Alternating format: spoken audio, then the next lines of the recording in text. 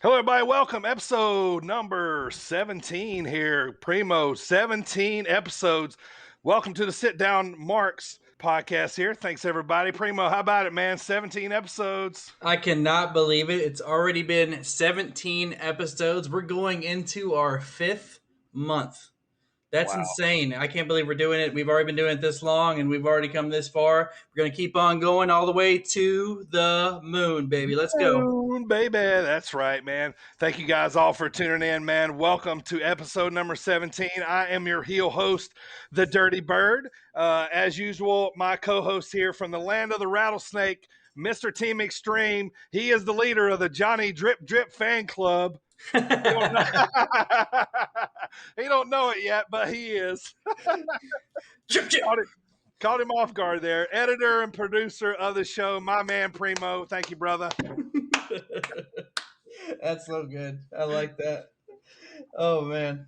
And, of course, we are missing our man AJ here. He's going to try to join us here later today, but if not, he'll definitely be back next week. So me and Primo are going to run the show here for you today. We're going to bring you all of the latest of what's going on in wrestling. We got an interesting dropkick discussion tonight, Primo. We got our top 3 favorite Undertaker matches. The Undertaker, player.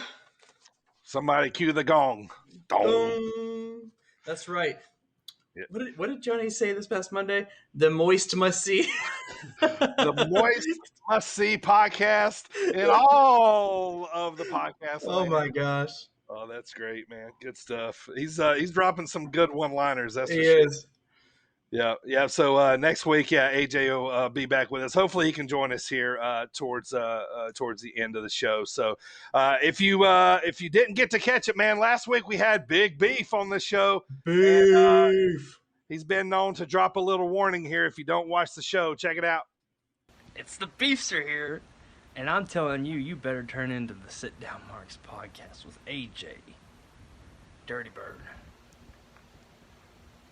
and Primo. And if you don't, Beef's gonna have to hit you with that beefy bomb. Tune in, folks. They won't disappoint you. I love it when he says beefy bomb. Beefy bomb. Yeah, part 2 of that episode coming next week. I know we had originally advertised R.P. Davies to be on the show, former professional boxer turned wrestler. He has a show, Odyssey Pro Wrestling, August the 7th. So we actually rescheduled with him. He's going to be on the show July 21st. So 2 weeks from tonight, we're going to have the interview with R.P. Davies on the show. Want to thank our sponsors here. First of all, Rowdy Energy, man. I got that orange citrus in finally. Got your sour green apple, as always. Man, that is tasty stuff. I'm so happy I ordered a case of that. And I ordered a case of that cherry limeade. So I am stocked up, ready. You got the good ones. And good to go. So, yeah, Primo too, man. Right here real quick, man, before we get started. 1 month from today, man, it's Pod Weekend. We're headed to Chicago for a little wrestling. Absolutely. I cannot wait. Primo is going to be flying high all the way to Illinois from Virginia. You're going to see your boy there with the Dirty Bird, with AJ. It's going to be glorious. It is, man. I can't wait to hear about all the people you're going to cut promos on the plane on the way up here. Standing up saying, let me talk to you. Let me talk to you. I love it. Yeah, man. We're watching the Scenic City Invitational that weekend. We're watching live AAW in Chicago. So they haven't announced what the name of the card is yet, but man, it's going to be a fun weekend. It's going to be a good time, man. Excited for it. All right. Let's talk about our other sponsor here as well. 1310 Apparel. 13 the word 10 the number .bigcartel.com is your hookup. Use promo code SPORT30 Primo, right, for 30% That's off. Right, Sport30 to get your 30% off at 1310.bigcartel.com. That's right, man. We appreciate those guys sponsor the show. Can't wait to get my my shirt in the mail here. Looking forward to it. But also want to take the time to thank everybody listening on iHeartRadio, Spotify, Google Podcasts, Stitcher, TuneIn Radio, Apple Podcasts, and our family over at SportAndAirRadio.com. What time are we on, Primo? 7:15 is our weekly spot right after the Thomas Bryce Show, the Sports Report. However, if you guys want to go follow Sportnarium WW on Twitter or Thomas Bryce on Twitter, and you can keep up with all the replays because they're replaying us as well as other shows throughout the week. Yep, definitely are, man. I love listening to the Mad Boxing chick on there. I'm a big boxing guy, so I love listening to her. I love the Rewind Wrestling podcast. Love listening to those guys. The Thomas Bryce Show, the Fight Show. If you see me tweeting out, man, I'm loving the '80s Mega Mix, man. I can't go wrong with that, man. I think I was thinking this yesterday, man. I was thinking, man, Dirty's trying to compete with Thomas Bryce to see who can put out the most tweets today.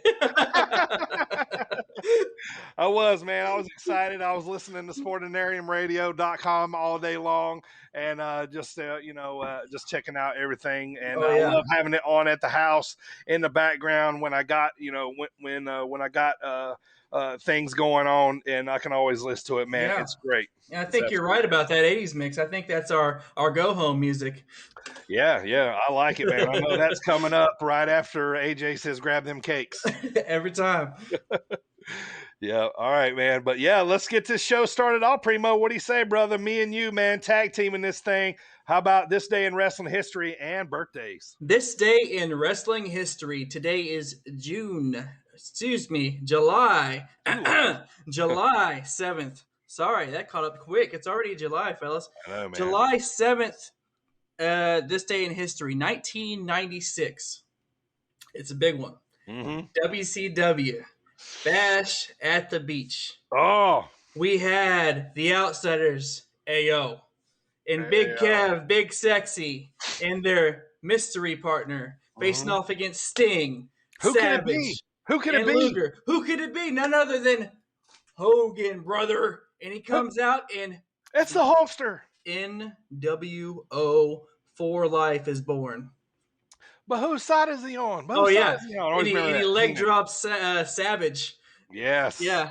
And the trash immediately started hitting the ring. And that was about and that's WCW crowd. Oh yeah. So man. They're they were known to be a little more cleaner and classic crowd, and then they didn't like that. No, they didn't. Not the All-American Hogan turning the black and white NWO. That's right. He went Hollywood right then. Wow. Big time.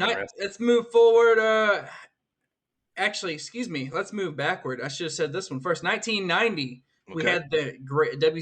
We had the Great American Bash. However, it was under the NWA banner. It took place and was the last one under the NWA banner as WCW would secede before the following year's edition. The main event was Sting defeating Flair for the NWA World Heavyweight Championship. For the 1,477th time. That's right. And that was, woo! That was your baby face. Sting with the blonde hair, Venice Beach, California. Yeah, man. What a man. Golly, man. Got to be in the top 5 feuds of all time. Yeah, absolutely. Stinger Splash, baby. Everybody, if you had a brother or sister, you did the Stinger Splash. Stinger Splash. I can't tell you how many times my older brother put me in the death lock. Yeah. Oh, man. Move forward. We're going to move way forward. This is the last one for today. 2015, it was a Monday Night Raw. Who remembers this little moment we had here when Brock Lesnar hit a fan with a car door?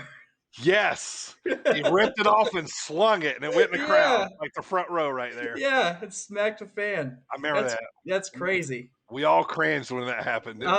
And that was in 2015.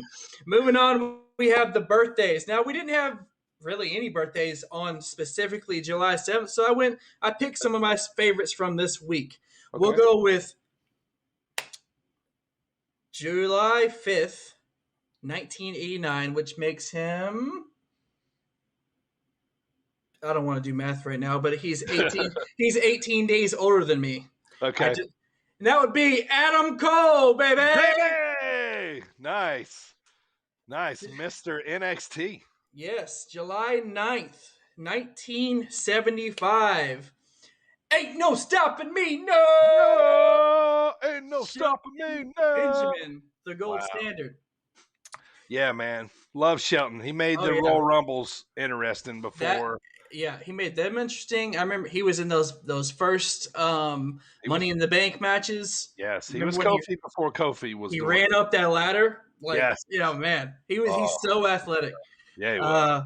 South Carolina guy, Orangeburg. And of course, he trained with Brock at Minnesota. Yep. Stud.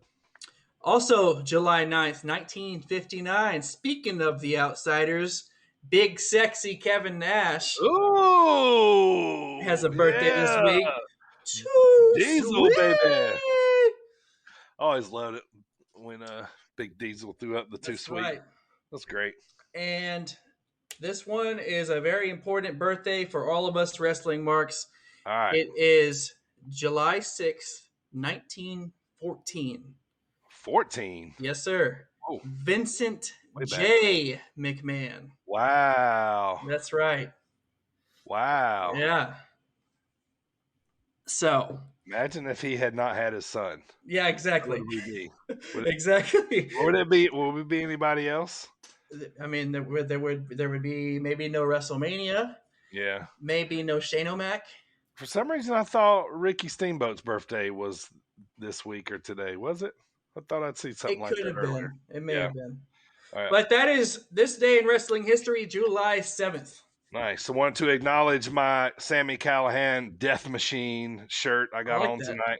I like representing my boy always. That's He's awesome. Taking the title from Omega. It's my story, and I'm going with it. Soon to be recognized as the Impact World Champion. It's got to happen. All right, good stuff, man. Yeah, everybody listening out there, man, we're gonna we got those brand new stickers in. Text us or send us a private message on Twitter or Facebook. We'll be glad to send those over to you over Sit Down Marks, SITDOWNMARKS on Twitter, and we'll be glad to send you out some of those fresh new stickers we got. So yeah, I want to remind you too, all episodes are now available on Apple Podcasts, iHeartRadio, Stitcher, Spotify, Google Podcasts, TuneIn Radio, and like we said, on SportAndAirRadio.com on Fridays. But right after we shoot the show here live, it drops not long right after that. So we can definitely get that in your ears very soon. All right, before we start our weekly recaps, I want to remind you next week, July 14th, part 2 of the Big Beef interview coming up next Wednesday. To go along with our dropkick discussion, that is, and next week is also our pre-Money in the Bank and Slammiversary. All right, Primo, if you're ready, man, let's dive into this week's recap, man. I'm gonna get started here for AJ. I'm gonna do AEW here, but I'm gonna take a fresh little big jolt, of the bubbly, a little bit of the bubbly here with my orange citrus to get me ready to go. and what an AEW it was. Man, this was a phenomenal show. Yeah. So, in the words of LA Knight, but more importantly, Primo Silver Fox, let me talk to you. That's right. I ripped you off there. Sorry, buddy. It's okay. It's all right. Respect the gimmick. Kayfabe. That's right. All right. So, AEW Dynamite last Wednesday, June 30th, is when the show was. All right, so start off the show. This is just me thinking wrestling-wise, okay? All right, so I think we missed a big opportunity here. Okay, so the show comes on, Judas hits, right? Okay, yep. Out comes Jericho. Okay, so he walks by, this big slew of fans, right? Mm-hmm. And I always love the classic pictures of the wrestlers leaning back in the front row and the crowd just going nuts for him, right? Yeah. The pose, right? He tried to do that. But no, all these marks behind had their phones out just taking pictures of Jericho. We had a wrestling moment here, people. We could have really had a big pop Like They're this would too have been they're too awesome. busy trying to freeze the moment in time and not live Yes, live in the moment, people. Celebrate. You had one of the goats it. standing there in front of Absolutely. you, man, and y'all could Yeah. have went And nuts. he sat there at the commentator table the Yeah, whole show. yeah. I just wanted to slap the phones out of all these people's hands. I'm like, you'll have plenty of time to take pictures of Jericho. He's right here. He's Yeah. posing in front of you like I'm with my people while they sing And my that song. walkway, I know it's just the TV, like our Sure, TV viewing, sure. but the walkway depth perception to us makes that it look this narrow. It So, does. Yeah, yeah. It looks like he's sliding sideways right, like on a building. Yeah. yeah, But anyway, just wanted to point that out, man. We had something there. It would have been cool. But anyway, moving on. right. Fantastic opener to start the show. An absolute banger, as the kids say today. Eddie Kingston, the King, and Penta versus the Young Bucks. To start it off, man. Awesome way to start the show. Back and forth throughout. They did all kinds of stuff throughout the match that had you totally, into it.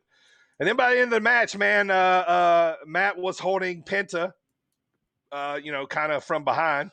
And then he pulls him over to the ropes. Cutler jumps up on the ropes with the cold spray. That's right. Penta ducks out of the way. Matt, and Matt takes the cold spray. And what I was dying laughing about was Cutler continued to spray him He's for like 30 seconds. He's like freaking out. No, I can't stop it. Oh no. Oh no. Like he was panicking. I was laughing every time though during the match. Whenever Matt or Nick would be outside the ring and he'd be like, "Let me spray you down real quick." Yeah, I know. The cold spray is what they're and called. they're like, "Get my abs, man. Get my abs." This is so great. So great. Anyway, so that kind of led to the end of the match. So he sprayed Matt instead. Frankie Kazarian, the Elite Hunter, come out and took out Cutler. Anyway, into the match, package pile driver by Penta on Matt, and then Eddie spinning back fist, and they beat the Young Bucks, and now they're going to get a shot at the tag team titles coming up soon. So that They even had the Good Brothers came out and Good Bros was involved. Yeah, a lot of the usual shenanigans. That's kind of But they were able to overcome. So they were, and it was fun, interesting, good storytelling. I don't know if Penta Eddie's going to be the ones to take the belt off of them, but this is the really good storyline here, though. I'm liking this. All right, next up, Christian telling Jungle Boy he's proud of him. And then Luchasaurus walks in for the first time. And so, Primo, I told you this about Luchasaurus. Did you know he was on Big Brother? You may have. Yeah. See, that's where I knew him before because me and my family, my wife, watched Big Brother. Yeah. And he was on the show a long time ago, and he said that he was a wrestler and that kind of stuff. And then fast forward a little bit later, Lucha Underground comes into play. Uh-huh. And then he's showing up here, and I'm looking at that guy, and I'm like, I recognize these tattoos. Like, they're very significant, the ones that, and I was like, where do I've seen these before? And then I Googled it, and I'm like, holy cow. I can't remember his real name, but anyway, That's how I knew that Ricochet was Prince Puma. Oh, yeah. Tattoos, yeah. Yep. And then I told you that Ricochet's from Paducah. Oh, yeah. Not far from me. Yep. All right. So back to the show. Yeah. So Christian meets Luchasaurus. They talk about dinosaurs and walk off. I think it's hilarious. Christian said, he's like, I have a cousin that's part, like, whatever. Paleozoic. Yeah. Something he said. Yeah. I don't know. Anyway. All right. Next up, my man getting all the heat, especially from AJ, but he's not here. Ethan Page interview. Yeah, he's getting the heat. He tells the crowd to shut up a few times. He tells them that he's going to exterminate Darby Allin. All right, and then Sting's music hits. Sting drags out a wooden coffin, and as expected, Darby pops out of it, jumps in the ring, and it's a big melee, man, 4-way fight. And then they spill outside the ring. Page tells Darby that he wants it in writing that he can't touch him until the coffin match. Yeah. Sting even hit a death drop on Scorpio. Yes, he did. I always love to see that death drop. It's so simple, It's like Jake doing the DDT. You know what I mean? It's iconic, for him to do it. You got. I think it's funny that I love. You can't go wrong with Sting's entrance, but I like how it's the way they did the snow this time. It was going all over the crowd. Yes, it was. It was like they had fans on that weren't Yeah. normally on or something. Yeah. So last show at Daly's place, next to last. I'll talk about that later too. So, all right. So Matt Hardy sends Jack Evans out to wrestle Jungle Boy and tells him, "I don't care if you win or not, just hurt him." Yep. So anyway, they wrestle. Jungle Boy wins, and they're making a big deal out of this guy here lately. They say that he just got his 50th win. First one to 50. Yeah, first one in the company, and if anybody called it, right here. You've been a Jungle Boy, Mark. I'll say that. Right here, man. I just, it just like everything just stacks up to me, and I'm gonna say this too now. Next to Jungle Boy, the other person that I feel this way about in AEW is Brian Pillman Jr. Oh yeah. Look, like Jungle Boy, the same. He's got the name, the looks, women, kids, old ladies love him. Guys are going to think he's cool. I do. You know what I mean? So, the same kind of, they got it. You know what I mean? They both just need to work on the promos. I just can't wait till Jungle Boy just doesn't look like a kid anymore. I know. Yeah. He's so slender. He needs to be a little more grizzled. Yeah. But that's part that's part of his thing. So sure. He's not Jungle Man yet. He's Jungle Boy. So. Right, yeah. So Hardy family offices come out and attack, but Christian and Jurassic Express intervene. Basically that's how that ended. So, all right, right after that, they announced August the 4th as the return to Daly's place for the last time. They're calling this the Homecoming Show. Mm-hmm. August the 4th, and Excalibur explained it as this will be the last time we're going to be here for a long time. So 2 reasons: wrestling, they're going on the road; football starting back because they use that Jags. Yep. Jags. Yep. So Jags. Trust me, Jags don't need it either. But now I'm gonna catch some heat from all the Jags fans. I know he's a Cowboys fan, people. He's a Cowboys fan. There you go. All right. Next up, man, MJF promo on Jericho. He says that next week he's going to announce a list of stipulations that he will give him one last match, and then he tells him that he's going to destroy Sammy Guevara tonight, which I can't wait to talk about this match, man. Holy cow! And then so that was the end of that. Andrade announced versus Matt Sydal for this week, which will be tonight. All right, next up. That's going to be, as you said earlier, a banger. A banger. Yeah, it will. They're going to be able to showcase moves because Sydal's a little flippy. Oh, man. That can make he has a beautiful shooting star. Yeah, oh, God, yeah, definitely. Except for whenever it gets hit with an RKO out of nowhere. Yeah, what a great spot that is. Yeah, though. Amazing. It's in every top 10. right. Like Sis. Oh, that curb stomped RKO was one of the best ones too. Yeah. So next up, Omega is interviewing Shivani. So this is another way for Omega to get heat. And he says that he woke up feeling like a king this morning because he's basically beat everybody on the AEW roster. There's no threat really. And then out comes AJ's favorite faction, the Dark Order. And they come out and interrupt. And first of all, I want to say I love how when Evil Uno comes out, he always has one hand behind his back. It reminds me of Steve Regal. Right, yeah. Yeah. He's a man. Yeah. I love it, man. He's good. I like him. But anyway, so they come out and they're like, oh, what? Well, hang on now.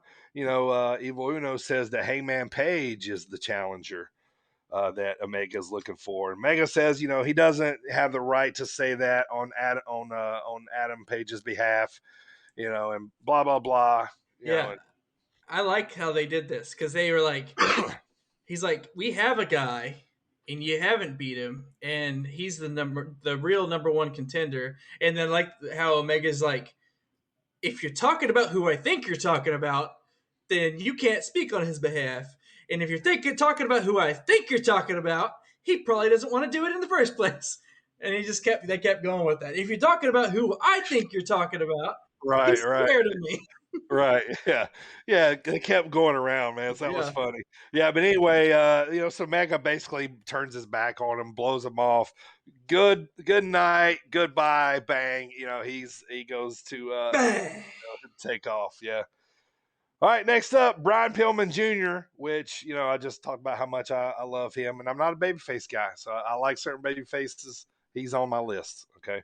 Okay. And so anyway, so I knew what was coming up because he's got a match with Miro, and he called him a really bad name before the match. He called him a Bulgarian female dog, and which was not nice and not good. So, but to start the match, usual, Brian's getting his licks in, Miro's letting him get it in, and then the magic starts, and Miro pretty much takes over. He gets once Miro starts, Oh, once he turns it on. Right. Yeah, brutal. Yeah, it was brutal. And kudos to Brian, man. He took those lumps very well too, by the way. So anyway, yeah, Brian rallies a little bit, but Miro takes him out. Accolade, he passes out. Ref stops it, and that's the end of that match. So Miro successfully retains. All right, next up, Hangman Page is backstage. He's not happy with Dark Order. And there's like, well, we're trying to hype you up. You're scared of failure, and so, they're kind of putting little tidbits in his head. So, all right, next to last main event here, Britt Baker, DMD. That's right. And with Rebel versus Nyla Rose and Vicky Guerrero. This match went back and forth. I mean, DMD basically took over. She put a lockjaw on Vicky, which was funny to me at the end, forcing her to tap out. And then post match, Rose attacked Britt. Vicky set up a table outside the ring, and Britt, Nyla power bombs Britt through the table onto the floor. Not really hard, but a nice little through there. So a nice little spot through the table there. So and then that was basically the end of that. Nyla kind of stood tall, and looks like that there's going to be the little rivalry there for a little while. Next up, promo on the Pinnacle by Hager, Santana, and Ortiz, just kind of talking about what's going to happen as as we move on. It's good by Ortiz and Santana. And I was thinking UFC for a second there. Santana and Ortiz, but it's just I can never take Jake Hager seriously. And I like him. I really do. Yeah. He's a great athlete. He's like a legit wrestler and now MMA guy, but I don't know. I've never been able to. When he gets, it's like he tries too hard almost on the mic. Yeah. No, I totally agree. I like him as muscle. Like he's good. Like kind of stand in the back and not talk too much. But they gotta put a little stank on him and Wardlow. Kind of going back at it. So But anyway, I feel like we're early in the rivalry between Pinnacle and Inner Circle, but I feel like we got so much longer ways to go here. Like, how are they going to blow this off eventually? Like, I just don't know. Like, we're going to third faction's going to. Yeah, are we going to 50-50 book all the way? You know what I mean? Right. It's like FTR going to beat Santana Ortiz, but then Jericho beat MJF and just rigmarole circle all the way around. You know what I mean? Like that. So yeah, I don't know, but we'll see. That's why we watch it. All right. Main event time, baby. I'm going to say this right off the bat. Just talking with Primo. This match, top 5 AEW matches so far. And if the finish had been a little different, probably top 1 or 2. And I'm not even kidding. It was so good. Oh, man. Talk to me, right? It was so good, man. I mean, it was one of those where, like I said before, you put your phone down. You watch this whole match. Yeah. It had everything in it. Spots. It told a story. They just. Whew. Yeah. Amazing. All right, so let me get through it here. Like I could talk about tons that happened during this match, but I'm gonna read for you just what I wrote here. First of all, I wrote "Holy cow," and and this is a family-friendly show. I wrote something else, but absolute great match, probably top 5 AEW matches. These guys really went at it. The finish wasn't that good, but an absolute must-watch. The best spot to me was when Sammy did a tope rope senton bomb all the way over the barricade into the crowd onto MJF. And that fan. And the fan. So that was pretty wild. But getting to the end of the match, man, Guevara did a 630. Sean Spears comes out with a chair. The chairman. The chairman kind of holding it, and then Jericho, throws off the headset. He's going to cut off Spears, but then he gets hit from Wardlow behind, and then so that distracts the official. Sean Spears hits Sammy with the chair. Absolute great match. I didn't like the ending. I know we had to end it some way, but it continues the feud. MJF covers him for the win. And then that's how the show went off. The final minutes of the show was them showing highlights of Daly's Place, things that had happened there throughout, the quarantine and all that stuff. But man, this show was so good, man. Like I watched the main event live, and then I went back this morning and watched it again while I had time because it's that good. It was a great night at WWE Dynamite. Right. Oh man, I'm glad you brought that up. I wasn't gonna say anything, but poor Just JR, kidding, Marks. Just kidding, Marks. Yeah, I know, right? Like it set Twitter on fire, and then apparently after that, Eddie Kingston come out to kind of send everybody home happy, and he kind of cut a promo. And oh yeah, I saw that too. Apparently it ruffled some feathers of like Bully Ray and maybe a few people. They saying they like what he said, they just didn't like that he had never been in WWE before or something, and was saying that they treat their employees best here, kind of deal. But anyway, it turned out to be a really cool thing. But yeah, that was pretty wild, man. But yeah, and then the big slip by JR there at the end of the show, man, I felt so bad. Like, man, nobody deserves that, especially Jim. It's okay. I mean, he's a legend. He can do no wrong. But he owned it. He put a tweet out about it. Poop happens, man. That's right. We all did it. You know what I mean? So, but it's just like, this guy worked for them for years. And it's still muscle memory. Right. Yeah. And like, it's not, it's just, he should, it's a shame. I'm surprised that it doesn't happen more, than it has. So it's just, it was a big show. How many hundreds of WWE Raw shows he called or pay-per-views or, oh yeah. It's just, for him to even only say WWE this time. Right. Yep. All right. Well, let's move on now. We're getting to, let's get to the indies first. Let's talk about what's going on this weekend in the indies. First of all, Ring of Honor, Sunday, Best in the World. Sunday, July 11th. Main event, Roosh versus Flamita for the Ring of Honor World title. St. Louis Anarchy this Friday, July 9th. This is the show I'm watching. It's going to be free on Twitch, actually. It's Journey to the number 2 Anarchy. The show is going to be free. Circus Maximus, St. Louis Anarchy. Make sure you guys check that out. Gary J versus Jeremy Wyatt. Big beef is on that card.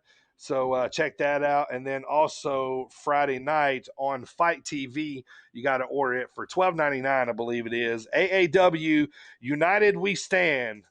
Main event, Mance Warner versus Fred Yehi in a steel cage match. Oh, man, cool. For the AAW World title. And then co-main event, Chris Statlander, the AAW Women's Champion, defends against Sienna.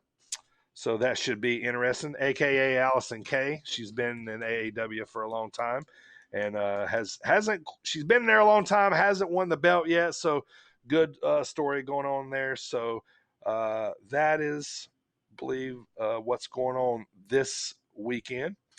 All right, let's get into Impact Wrestling. Not a whole lot happened here. I'll go through with it. We're still the storyline of Don Callis being fired, Omega, kind of treating Impact kind of like like a stepchild kind of deal, like he's not really taking it seriously. So, but anyway, to start the show, W. Morrissey, aka Big Cast, he tells Kojima and Eddie Edwards, who is about to go out to the ring and wrestle, they were giving respect to each other. And he tells them that they're both a bunch of jokes and they're frauds. And he's going to expose them and all this stuff. So anyway, so Kojima goes to the ring. Eddie don't make it to the ring because Morrissey attacks him in the parking lot.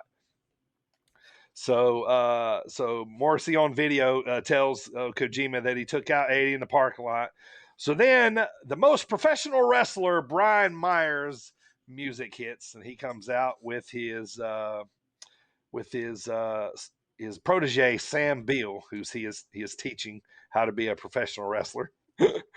So Brian comes out, he insults Kojima, and then him and Sam Beal attack Kojima, and then Jake, what's my name? Something! My man comes out and saves Kojima, and then all of a sudden, player, we got ourselves a tag team match. Yes, sir. And then whenever that scenario happens, I always think Teddy, man. I can't help it, but I always think Teddy. So anyway, Kojima wins by pin after a lariat on Sam Beal. So that's how that one finishes up. Next up, Rachel Ellering comes out with Jazz, who is back in her corner. She defeats Tenille Dashwood. And then post fight, Tenille and Caleb Conley with a K are beating down Rachel Ellering. So Jordan Grace shows up, and you don't know. It's kind of one of those things where you don't know if she's going to jump on Rachel or if she's going to help her. So we're kind of tinkering, and she helps her. She does not turn on her, and looks like they are all back together. So her, Jazz, and Jordan all hug, and it's a big, warm ending to them getting back together. How about that? How about it? Rachel Ellering, daughter of legendary manager of the Road Warriors, Paul Ellering. Oh. If you guys didn't know. Next up, let's talk about, let's see, number one contenders match. All right, here we go. This is when, things start to get a little crazy in the show here. Number one contenders match for the tag team titles, Willie Mack and Rich Swann versus TJP and Falaba. Well, the match barely gets started. Violent by Design comes out and basically just cleans house. They just beat the crap out of everybody. So nobody gets to have a match. Nobody gets to have a match. They're like, oh, number one contenders match, huh? Oh, nope, not happening. Yep. So no challengers. Left everybody laying in the, and then they stand tall with the titles. So next week we'll have a triple threat. Yeah, most likely. Yep, or a thruple. A thruple. I have the thruple match. So that was the end of that. And then next is another one of those segments where I just kind of laugh because it's like if they get to the this X division, the Ultimate X match they keep building to. It's like they keep finding different ways to have everybody piling in the ring. Well, what happened this time was Chris Bay wrestled Petey Williams to start. Bay wins the match, and then Madman Fulton, Shira, Ace Austin, Rohit Raju, they all come to the ring. They attack Petey Williams, and then here comes Josh Alexander, Trey Miguel, and then Chris Bay is kind of standing outside the ring trying to decide whether he wants to come, in or not. Doesn't, and then he finally jumps in. So anyway, just more, lead up, pump up, to the Ultimate X match. So they're going to run out of scenarios before they get there of this match. So I'm just ready to see the match already. All right, next up, another squash match for Steve Macklin. He took on a guy, I'm not sure who he was, but quick work. Did he have any sweet tea this week? He did not. No. No sweet tea that I've seen anyway. But he is looking very mean and pissed off a lot when he comes to the ring already. So I think he found out that the Jameson was sweet tea as Oh, well. okay. That's why he's ticked off. Right. All right, so a few little small promos between Brian Myers, Jake something. They're going at it next week. And then they also advertise New Japan Pro Wrestling Resurgence. August the 14th at LA Coliseum is going to be in conjunction with Impact Wrestling. Good Brothers are going to be there. So, they're getting back to, if I'm not mistaken, before quarantine happened, or COVID, excuse me, New Japan had a big U.S. tour lined up where they were going to go hit some big cities and smaller cities. So maybe this might be the start of getting that back together. So, all right, here we go. Main event, Good Brothers, Kenny Omega versus Moose, Sami Callihan, which is Tommy Dreamer's team, and it was also a partner to be named later. Well, that partner ended up being... Oh, really? Yeah, Chris Sabin. So he ended up being on the team. So anyway, match is kind of breaking down. Moose has been acting like pissed off, like he hates everybody for a while. So, they knew that he'd be a wild card in this match coming in. So anyway, towards the end of the match, Moose is getting pissed off because he's wanting to be in the match and nobody's letting him in the ring. Always like Moose too, man. Quinn Ojanaka, former Atlanta Falcon, my boys. Anyway, defensive end too. So Moose, Moose goes to walk off because he's mad about things that have happened in the match. Dreamer goes over to stop him, and they're putting their fingers in each other's face. Well, Moose goes to walk off. Tommy Dreamer goes to walk behind him. Well, Don Callis, Mr. Opportunistic, runs up behind Dreamer and pushes him right into the back of Moose. Moose turns around, thinks that Tommy is attacking him, starts beating the fool out of Tommy Dreamer. Man. So he starts beating up Tommy Dreamer. Sabin gets back in the ring. They drug him, throws him back in the ring. He takes a V-trigger and then a magic killer for the 1, 2, 3. Moose is standing at the top of the ramp as the show goes off. The Good Brothers and Omega win again. Callis is celebrating. And then the last thing is they advertise next week, Kenny Omega, Sami Callihan, contract signing for the July 17th match at Slammiversary. It's about time. Let's get this title, boy. Yeah, I feel like this is taking forever. Yeah, I know, man. It's lasting longer than I thought, but it's all right. It keeps us guessing, man. All right, Primo, if you're ready, man, let's get this WWE underway. First up, SmackDown from last Friday. Let me talk to you. That's got right. SmackDown from last Friday. Let me hit a few quick notes before we get to the big storyline. Smackety down. There it is. Smacketh of the down. Take it to the SmackDown Hotel. We got King Shinsuke and Big E defeating Apollo and Boring Baron Corbin, who is just down on his luck. They have Baron Corbin looking so depressed. He's growing out. His hairline is terrible. He's got a patchy beard going on. Oh, he looks so sad. He's I think he said he had to get his watch got repossessed or something. Or his car. Yeah, it's a bad week for him. He's a nobody now. His dog died probably. Yeah, too. he has no status anymore since he's not a king. Also, next we have the last man standing match between Kevin Owens and Sami Zayn to see who qualifies for the Money in the Bank ladder match. Kevin Owens ends up winning this match and he moves on. So KO is our next competitor that is going to go on to Money in the Bank. Yes, sir. Love it, KO. We have 2 matches announced for next week. One announced for next week, which is Seth Rollins versus Cesaro for the Money in the Bank qualifying match. Mm-hmm. All Seth did, because Seth is mad that Edge basically inserted himself into the Universal Championship spotlight right after he's like, I told you that I was going to be in it, and you agreed. And Sonya and Adam were like, we didn't actually agree. We didn't shake on it type deal. Yeah.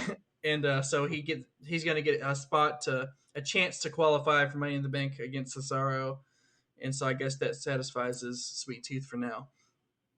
We also had a big return. Sonya Deville, I don't know, on SmackDown, they're just selecting people, female superstars, to be in the women's Money in the Bank. Meanwhile, the ones on Raw all had to earn it. Right, so, yeah. But Sonya Deville announces the next selection for the women's Money in the Bank match, and it's none other than Zelina Vega making her return. Yeah, all right. How about that? That came out of the blue. And kudos to them keeping wraps on that. I don't think anybody. Exactly. I was like, whoa. Yeah. Right after they released Alistair. Yeah, brought her back. So, I mean, they're going to show her on TV one week and then release her like they did her man. They need some heels. And meanwhile, so Liv Morgan, once again, not happy that somebody's getting selected while she's out there proving herself week in and week out. Mm-hmm. So she asks for a match to prove herself to Sonya once again. And once again, she defeats the Sonya's selection, which is Zelina. So Liv Morgan, we're still wondering if she's impressed Sonya enough to be able to get in that Money in the Bank match, which we all know eventually she's going to be in there. Yeah. It's going to run all the way up to the night before the pay-per-view. She's the last one in. Yeah. This one last match. Yeah. And it's going to be like Nia. You know exactly. what I mean? She's just running the gauntlet. Yeah. So that's... And then we also have an I Quit match announced for Bianca and Bayley for the women's SmackDown Championship coming up at Money in the Bank. Did they say? I'm sorry. Go ahead. What was that? Did they say first time ever or second time ever that match has happened between two women wrestlers? There's some kind of story right there about that. It's definitely not the first time ever. Is it not? Okay. I don't think so. Maybe it's the first one. Are they doing it in the cage? Seems I'm like there was sure. some kind of first or something. Yeah. Like that. We'll check into that. The main storyline of the night. So Roman is not there all night. He's pulling a Randy Orton.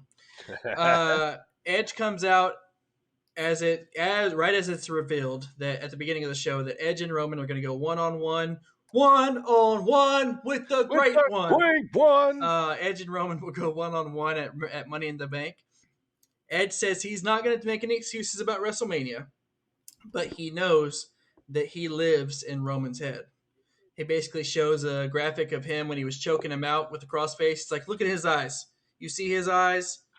Yeah, he's like that's I hold real estate in that man's head. Yes.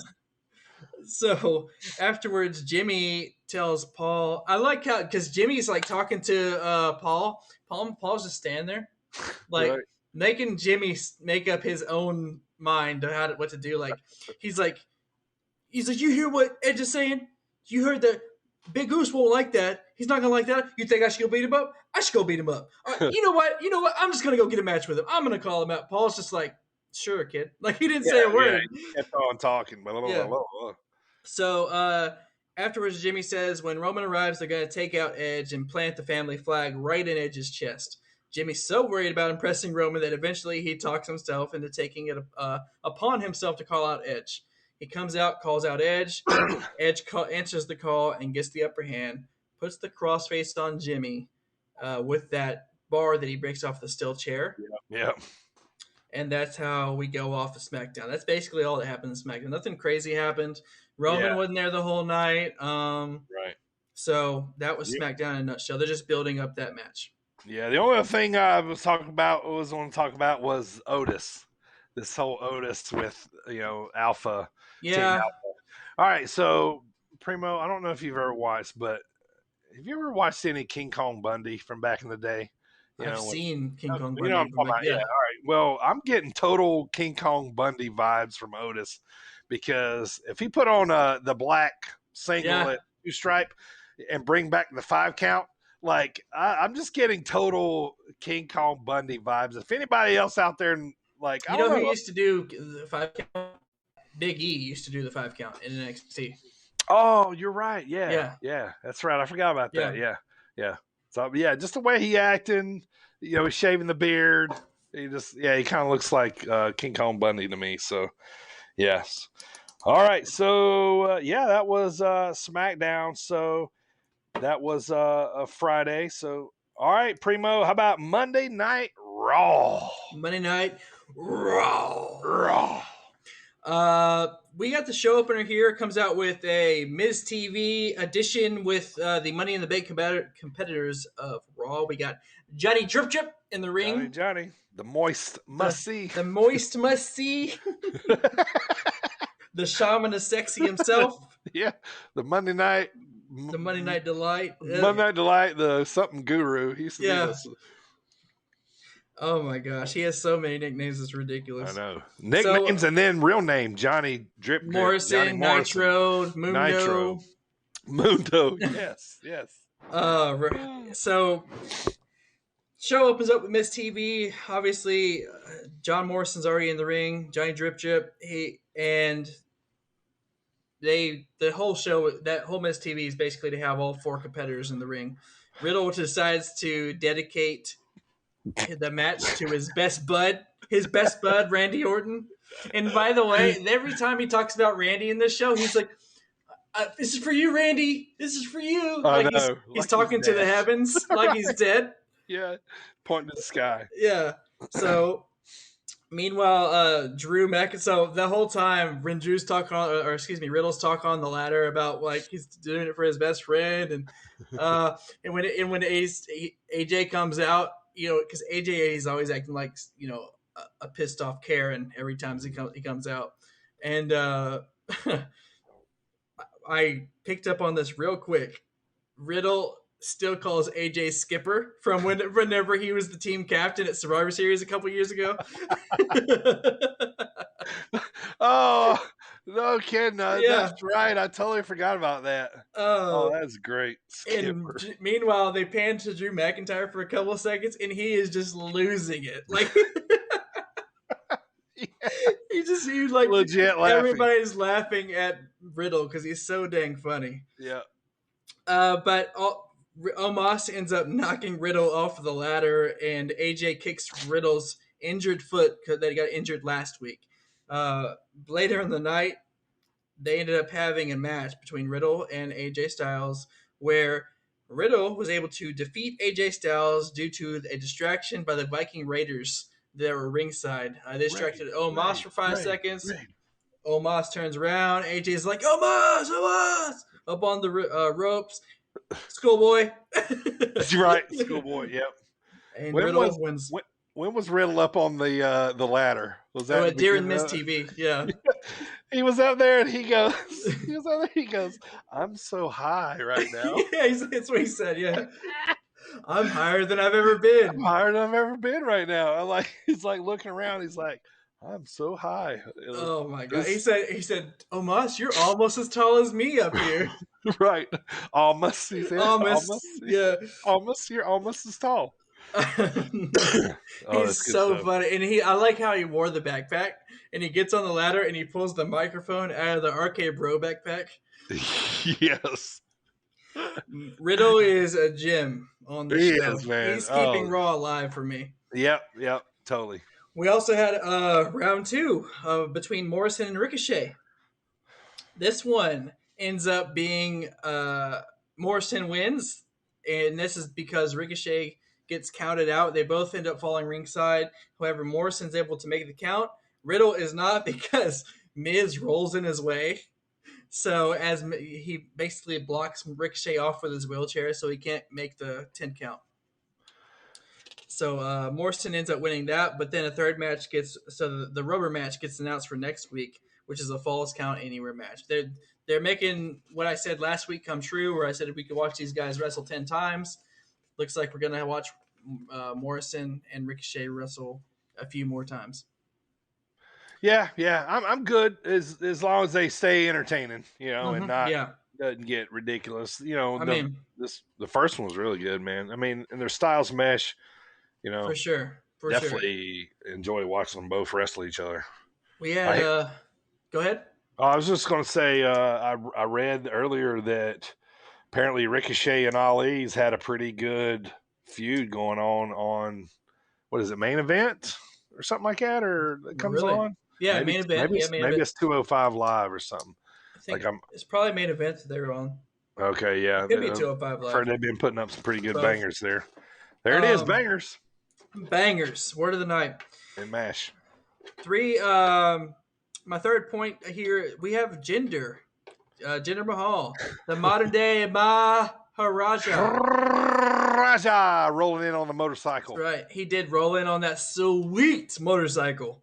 It was a custom motorcycle that he got during his days as the champ. Oh, yeah. Then he says he demands a match against Drew, and tonight he's going to prove how good he is. That he was probably the better of the 3MB group. Jinder and his crew get DQ'd. I said his crew because I don't know the other two dudes' names. Get DQ'd because they're beating down Drew McIntyre, and then Jinder steals Drew's sword. And here's your new feud. Thank goodness. Yes, he's away from the world title. He's not gonna go for a belt for a while. Yeah, so Two things. It draws Drew away from the belt for a little bit. Yep. Also, I like Jinder. So I do too. And I really enjoyed his title run. And I like to see him. And I want to see what this group does. I like a good faction. So and especially a good heel faction. Right, yeah, and and a lot of people hate Jinder. He's got go away heat with a lot of people, but he's been around. If you watch him, the evolution of his character, he was in 3MB, and and then the Maharaja, you could ask yourself the first time you've seen this dude and be like, he's going to be world champion one day. You would have never said that, and then. They plugged him in there and lifted him up, man. And then all of a sudden now he's back on TV. So, yeah, I've always, always liked it too with guys that made it like that for so long, and end up getting a nice run. We had, speaking of Mustafa Ali, we had him against Mansoor. Basically, he's been telling Mansoor every week, don't trust everybody. Don't be too nice to everyone. He's been trying to stay in Mansoor's ear, giving him kind of tough love, kind of, but also, it's legit advice. Sure. But so anyway, they end up having a match because Mansoor just wants to be the nice guy, and Mustafa Ali ends up playing possum and gets the win over him. So basically, proves his point right there. Yep. Mansoor. We have Charlotte. This is probably my favorite moment of the night. Charlotte comes out. So last week, Rhea Ripley chop blocked Charlotte, and since then, Charlotte's been injured. Sure. And so she comes out on one crutch. She's hobbling, talking about how she might have to miss Money in the Bank now because of this, and how Rhea is doing what she would do. So she's like, Rhea, you're doing what I would do. Good job, kid. I taught you well, apparently. And before you know it, Rhea's music hits, and she has one crutch, and she's like, oh, she stole my entrance now.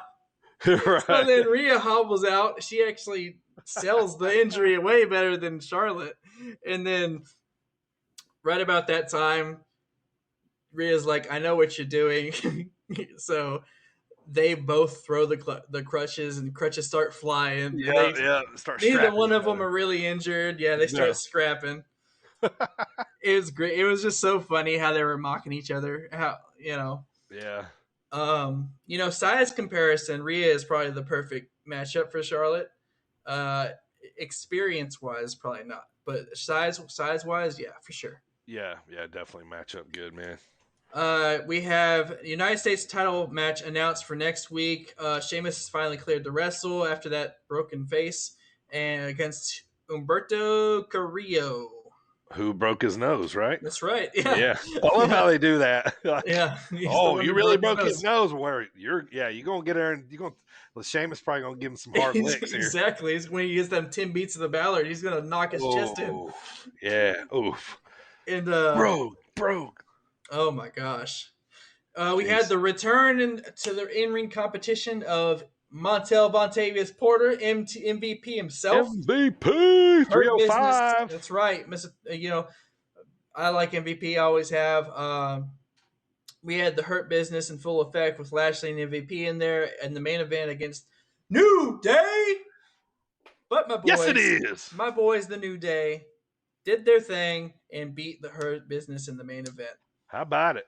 That's right. How about it? So, Bob Lashley looked pretty PO'd there at the end. Mm-hmm. But yep. you can't beat the 11-time tag champs just like that. That's right. The Almighty. All right. Well, that was Monday Night Raw. A decent Raw. You know, like, you know, it wasn't too bad. You know, Riddle. It had a little bit of substance. Yeah, Riddle kept me interested. The main event was good. You know, I feel like, you know, and I hate it, man. I hate it. But, you know, when Alexa Bliss shows up on my screen, I want to hit fast forward, or I want to go pee, or go eat, make a sandwich, you know? Yeah, I like Alexa Bliss. Yeah. But this whole thing, I'm ready for her to just be Alexa Bliss again. Yeah. Yeah, me too. Is the Fiend gonna have to come back and she's got to get her soul back or something? Like he's got to, I don't know. I don't even know. He just like how are we gonna get away from this? He de-exercises her. Right. Yeah. He's like, right. I don't want you to be in my group anymore. Tune in to Monday Night Raw for the next exorcism where we bring Alexa Bliss back to life. Back to normal. Yeah. All right, moving on. NXT, we had the Great American Bash. All right. Great American Bash, baby. Baby, if you will. This is the brainchild of Dusty. Dusty, the American Dream, baby. Yeah. First matchup, my boys, MSK versus Ciampa and Thatcher. This shocked me. Great match. This shocked me, though. The finish shocked me. I thought we was going to have new champs here. Did you? I did. I mean, I'm guilty.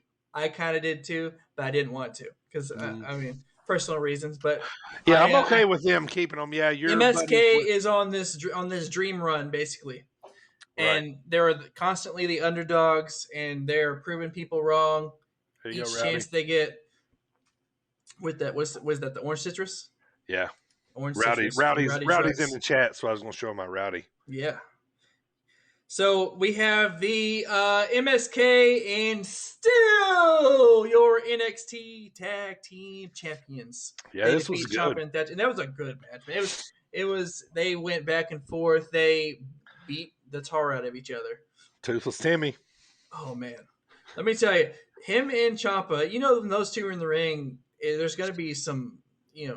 Somebody's losing some teeth. Yeah. yeah, somebody's losing some teeth, and probably them and whoever they're fighting and them. Well, that's the thing. They go so hard, it's them getting hurt. So and Ciampa, look at this dude's beard, man. Like it's growing sideways. It's now. Like it's so scraggly. Yeah. I was thinking about that actually when I was watching it. It's his beard is so wild. Yeah, you need to trim it up like your boy Primo here. Well, I know. Yeah, there you go. Clean. He'll have a shaved head and baby face. Right. So next up, we have Samoa Joe and William Regal in the ring. Regal says he needs to address Gargano and Cross and demands they both come out to the ring. Gargano arrives. Cross arrives. Regal says things need to be settled. Johnny says at TakeOver, Cross realized that he isn't in his league, and he's scared to get in the ring with him because he knows Johnny will expose him. And I agree, Johnny. Annoying headband Johnny. I love Johnny. Regal announces the NXT Championship match for next week between Cross and Gargano with your special guest referee, Samoa Joe. Joe. That's right. Joe's gonna kill you. So that's going to be interesting, and unfortunately, I know Cross is going to win. Yeah. What's the over/under for stare downs in that match between Joe and the competitors? Lord. I'd say at least four piece. Give me the over. The over. Give me the over. I'm going to go over. Yeah, for sure. Over. Yeah. We'll go with 7. 4. 7. He'll do 4 just with Cross alone. Yeah. For sure. Exactly. Cross started to go after Gargano and it was right there. Samoa Joe was ready. Right in. Yeah, I'm like, oh, here we go. Yep. It's Samoa like Joe is face-off. the one guy that Cross will just like, all right, man. Cower from. Yeah. Kind of like, all right, cool. We're good. Next up, $1 Million Championship match where we know if LA Knight were to win, then Knight. Cameron Grimes would have to be his butler. And wouldn't you know it? Let me talk to you. Your boy, the $1 Million Champion, LA Knight, LA Knight wins and still $1 Million Champion. Yep. Cameron Grimes is now his butler. We're in for some good TV here. It's going to be so week. good. We were talking about it earlier, man. We're like, yeah. I want LA to win. I mean, Cameron's winning the belt later on down because it's a slow burn. Yeah. He's getting over. Now, here's one. Yeah, slow burn.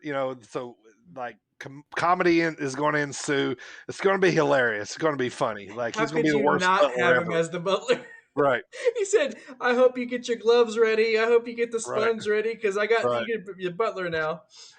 All right, so let me talk about this real fast. Cameron's getting over organically and, because he's so good and entertaining. Did you notice? These are kind of things that really start to get wrestlers over, just in my humble personal opinion. All right, did you know, like when he comes in the ring, when he gets in the ring and he's got his hat on and he takes his finger and he kind of goes, real slow, Did you notice last night when he started to do that, people started to say, to the moon. Oh, really? Yeah, he did it twice. He only does it once normally, but he's starting to feel it. He did it again, man. He's starting to feel it. So, yeah, these little things like this. Sorry, my chair's getting hung up here. Heel chair. Yeah, he's starting to feel that daggum heel chair. He's just starting to get over, man. It was funny. Like, I don't know. I just noticed little stuff like that a lot of times. You know what I mean? And like he is organically getting over. Like he is, he's going to be a big face here shortly. I mean, he already is, but for sure. But yeah, good stuff. No, yeah, it's going to be so good to see where this goes with the whole. But the comedy is going to be off the charts. It is. He's going to be the worst butler ever, and I can't wait to see it. So next up, we have The Way versus Io and Zoe Stark. The Way. So, and that's Candice LeRae and Indy. Index. Basically, match gets interrupted because the battery's finally fully charged, and the return of none other than Tegan Nox. Which she was taken out by Candice. Mm-hmm. So she comes out, interrupts the match. Zoe, I spelled this wrong twice on my sheet. Zoe and Io end up they are the new NXT Women's Tag Team Championship. Tag team here. Nox proceeds to come down and get a hold of Candice LeRae and beat her into the crowd. I think they're trying to put the rub on Zoe, man. And I've been watching her a lot lately, man. She's really good. She does a lot of, you can tell she's been doing it a long time. She does a lot of little small things. And I think they're trying to put the rub on her here a little bit with Io. I think it's a weird combination. It is weird. Yeah. It is weird. I like how Candice and Indy were like, y'all aren't even friends. Right. Yeah. I know. Yeah. And Zoe's she's she don't really have a gimmick. She's kind of all American. Yeah, she's just a wrestler. Yeah, but she I mean, you look at her and she's a great wrestler, but she just screams independent wrestler. You know what I mean? Jacked. Like, yeah, she's jacked. She looks great, wrestles great. I just feel like she needs something, or we need a story with her or something, but we have Adam Cole, Bebe versus Cool Kyle, part 2. Basically, it's a long match, longish. It was the last part of the show. Your main event, Adam Cole defeats Cool Kyle, and now they're now 1-1. So obviously, that's going to lead to a rubber match. He was able to win. He did that Panama Sunrise into the what's it called? There's the knee to the back of the head. They call his move. Oh, where he pulls the he pulls the knee pad down. Yeah. Kill shot or something like that. Yeah, last shot, last call. Last, yeah, it can't be last call. That's James Storm. Right. Yeah. All right, so that's the main event. But real quick, we also had the announcement of the NXT Breakout Tournament participants. Yes. So we had Trey Baxter. Yep.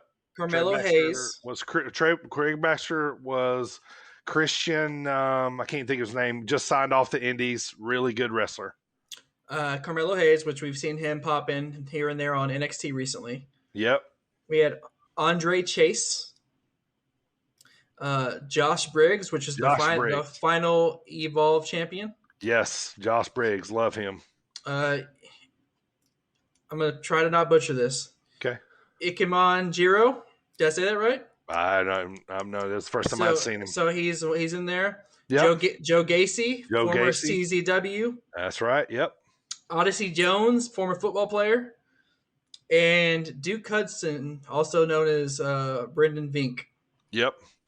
Love Josh Briggs signing. I've seen him wrestle a ton.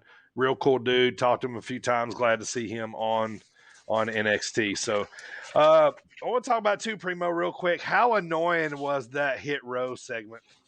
Ugh, that was awful, man. Yeah, it wasn't. Yeah, it was not needed. Not needed. Not needed. And it just kept going. Like, okay, let them all rap a little bit, and then let's move forward. That's the thing. Rapped a little bit and came back and rapped more. Don't overdo it. Yeah. Yeah. In order to be cool, you shouldn't try to push it too hard. You know what I mean? Yeah. That was I was a little turned off by that. So, but otherwise, that was a really good show. So, because I still like Hit Row, and I still like Swerve Scott for sure. Yeah, definitely. But don't make me not like you. Right. Yeah, I didn't need that segment. We already know Top Dollar can rap, and it's going to be a part of their gimmick, and that's fine. But I mean, I already have to hear R-Truth do it. So right. All right. Well, that's going to do it for the weekly recap, man. That'll get you all caught up, so you're ready to go for tonight's AEW and everything else the rest of the week.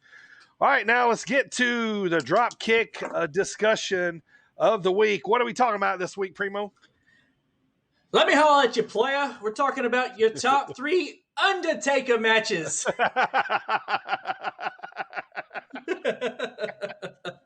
Oh, that was so good. I didn't know you were going to do that. That was great. The Undertaker. That's right. That's great, man. All right. Yeah, so talking top 3 Undertaker matches. Grab mine here. Yeah, so, when talking about Undertaker matches, he's had a ton of great matches, but it's the ones that stuck out in our minds, maybe that we've seen live, maybe that we've seen on a pay-per-view, maybe, something, a match that you watched when you were young. Yeah, these are your personal favorites. They may not be the absolute greatest Undertaker matches overall. These are your personal opinion. Yeah, these are all, and when we do these, are always our personal opinion, always our top 3 favorites, or right. What our top 5, whatever we're doing. So, all right, let's get this thing underway. Then, Primo, you want to start us off, man? I will start us off, and real quick, I went back and forth on my number 3. I flip flopped this so much. Yeah. But I'm going to go ahead and go with what I put on the paper here. But I will say real quick, my honorable mention will be, this was almost my number 3. Honorable mention will be Undertaker versus Kane, WrestleMania 20, The Return of the Dead Man. Nice. That's whenever he got buried alive at the Survivor Series before by Kane. Mm-hmm. He no longer was the American Bad A Undertaker. He came back at WrestleMania after messing with Kane's head all through Royal Rumble WrestleMania season. Returned as the Dead Man at WrestleMania 20. So that was my honorable mention. Okay. Let's talk about my number 3. This one, I think you'll appreciate this one. Okay. My number 3 will be, you got 2 legends in the ring. This is the peak of Big Evil. I'm talking Biker Taker. And this is also during the revival of One Other Man's career. We had 2 legends in the ring. Okay. It's Undertaker versus Ric Flair, no DQ match, WrestleMania 18. He was peak heel status. He kept lifting Ric Flair's head Yes. when he would pin him. You had a double-A spine buster come in during that match. Yep. There was bloody. It was personal because leading up to that, Undertaker beat up on Arn. He also beat up on Dave Flair. And it was when they started really paying attention to that streak because that was number 10. Mm-hmm. Yep. Awesome. Good pick, by the way. That was one of my honorable mentions. I have two. But yeah, that was one of my honorable mentions. I like it. That was in there with me too. But my other honorable mention, if you tuned into the show last week, I revealed that SummerSlam 2000 was my favorite SummerSlam because I was there in the building that night. My honorable mention was, if I'm mistaken, I've been to a lot of wrestling, so I can't remember. But I think this is the only time I actually seen Taker and Undertaker wrestle live. So I in 2000 that I was at. Who? Like I was. What's that? It's the only time you saw Undertaker wrestle live? Oh, no, one time I saw Undertaker wrestle Kane live. Oh, Kane. Okay. Yeah. One time I seen them wrestle Kane live was SummerSlam 2000. So I'm going to throw that in there as my honorable mention along with the one that you said. All right, top three for me. WWE No Way Out 2006. This was The Undertaker versus Kurt Angle. Good. This was a flawless match. Kurt was great in his prime. This really elevated Taker. He was this kind of brought back Taker, from he had not so great matches and stuff. But this kind of brought him back to that level. They told a great story. It's one of the biggest matches I remember like wanting to watch. And if I'm not mistaken, I think this might be the last time they wrestled each other. I don't think they wrestled each other after that. Well, 06 is also when Angle went to TNA. So sure, right, yeah. So that was right after that. So right along those times. So for me, number 3 was that match with Angle at No Way Out 2006. Great match. Yeah, it was. So my number 2. Now, y'all have heard me talk about this match. I've sprinkled it in a couple times throughout our 17 episodes, baby. Woo! So my number 2 is from Monday Night Raw 2002, whenever, at the time, the Dead Man, Big Evil, was an undisputed champion, and he had a ladder match on Raw with none other than Jeff Hardy. Nice. And that night, Jeff Hardy earned the Dead Man's respect. Yep, I remember that. Yep, the big handshake afterwards. Yep. And being a massive Jeff Hardy mark that I am, I will forever remember that match. I watched it live. I was a little kid. I was freaking out, man. Yeah. Yeah, that was good, man. And you look at that match, you're like, oh, Taker versus Hardy, like the different styles, but they pulled it off, and as only they can. And the thing is like, and you think about that, Taker versus Hardy, and especially back then, because at the time, Jeff wasn't a main event guy yet. So, however, Jeff was the one that was well versed in the ladders. Right. Yes. Not Taker. So they really worked. It was great. Yeah. Nice choice. All right. For me, number 2, I'm going to kick it back to the 90s here for my top 2. My number 2 was basically the creation of Hell in a Cell. This was Hell in a Cell match, 1997, Undertaker versus Shawn Michaels. Now, what made this so interesting was Shawn Michaels with Triple H, Chyna, and Rick Rude. This was the creation of the Hell in a Cell, was made to keep DX out of the match, right? Because it kept getting involved, and so that was kind of the creation of the match. Taker ends up getting the win.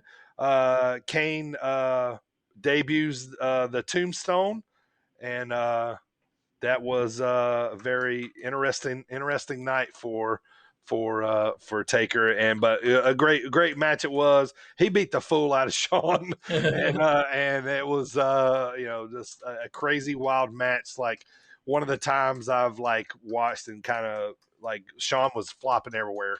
You know, worse than he did with Hogan that time. I was about to say, yeah, we just talked about that. Yeah. So 97, man, was the match with Shawn. All right. Well, let's go. My number one then. Numero uno. So let's go back 3-1. We have my number 3 was WrestleMania 18. No disqualification match between Big Evil and Ric Flair. Mm-hmm. My number 2 was Raw 2002. Undertaker versus Jeff Hardy for the undisputed title on a ladder match. My number 1, speaking of Shawn, my number 1 will be the first of the 2 matches, the back-to-back Shawn versus Undertaker at WrestleMania 25. It was a great match. It goes up there against one of Undertaker's greatest matches of all time. It was just awesome. So, and it was one of Shawn's, towards the end of his career. It wasn't quite, the second one was his last one, but sure, it also stacks up against the second one. But I'd say I like the first one better, and it was just amazing. That's the one. Whenever he did that, man, I always remember watching it, and when he does that dive, yes, and he was vertical, and he just like, I was like, oh my god, because he's a big dude. Yeah, he drops fast. Yes. But no, great match overall. Shawn versus Undertaker, WrestleMania 25. That's my number 1. Nice. Yeah, man. That was definitely one of the better ones I've seen too. So for me, number 3, No Way Out 2006 versus Kurt Angle. Second Hell in a Cell match versus Shawn. Kind of the creating, and then to kick it back, if you heard me talk about Hell in a Cell matches, my number 1 was the King of the Ring match with Mankind in 1998. One of my favorite matches of all time, period. You know, when I got downtime and I'm just chilling, wanting to watch a little crazy wrestling, I throw that match on, or I'll watch it on YouTube, and because, it was crazy, with everything that went on. Undertaker went into this match with a broken foot. He had a broke foot going into this match already, and so it was crazy because he went off he threw him off the top, and then the choke slam, which ended up going through, that wasn't planned. It wasn't supposed to, yeah. Oh, yeah. And, also, Mankind started on top of the cell. Yes. He climbs right up there off the top. So that's the first time I've ever seen that Undertaker had to climb that cage with a broken foot. Yes, right off the bat. Yep. So it's crazy, man. It was held in Pittsburgh. That is no doubt my favorite Undertaker matches. I could watch them all on a reel because they're that good. But, if you got to narrow it down to 3, man, I'll take those top 3. Yeah, I did my best to not put that on mine just because I knew it was going to be on somebody's list. I really wanted to be different. Yeah. I love that match too, though, for sure. It's amazing, and it's one of the most memorable matches in wrestling history. It is, and it's always going to be right there with top Undertaker matches of all time too. So, all right, let's talk a little news and notes here, man. As we often talk about here, NXT, as Primo says, firing on all cylinders. It's awesome. Each and every week. What do you think, man? You think Triple H running the show there, kind of having free reign, is that why it's so good? You think? I say that is only a part of why it's so good. I say it definitely has something to do with it, but I wouldn't say it's the majority of why it's so good. I think it's the scouting that they're doing, the talent they're bringing in, and the talent that's willing to, a lot of the talent they have there. Back when NXT was incepted, it was the development show. Sure. But now you have all these guys there. They're not looking at it as a development show. They're looking at it as their show. It's a brand. So they are just kicking butt and making it the best show that WWE has right now. Now, I will say Triple H is responsible for probably almost all of that. But once he recruits the talent, it's up to them to make it happen. So, if he didn't have the proper people, on the show, right, then not, it'd make it, not very fun to watch. Yeah. All right, man, let's talk about it. Let's talk about what happened with Jimmy Uso here, man. Tough. That's tough, man. He's in a huge main storyline here on SmackDown. He's got in trouble with the law again. Where do you first of all, I mean, we're not going to talk about what happened. It's, everybody's seen it on the news.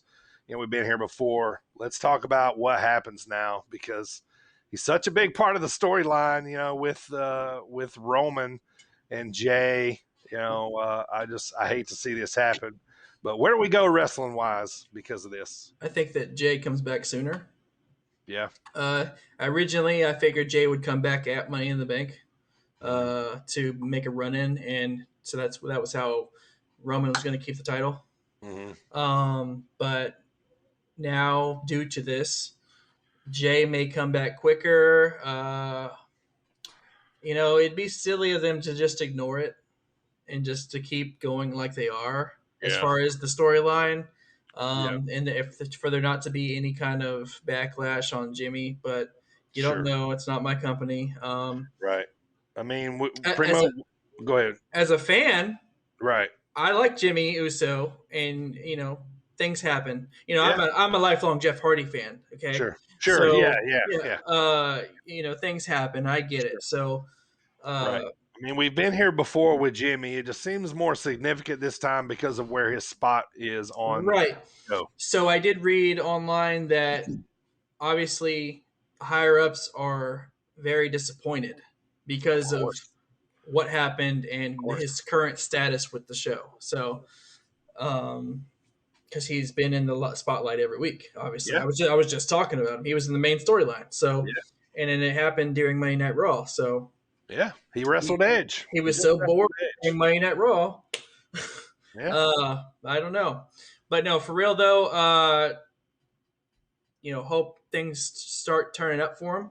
Sure. And that, we'll see what happens. I guess only time will tell. Well said. Well said.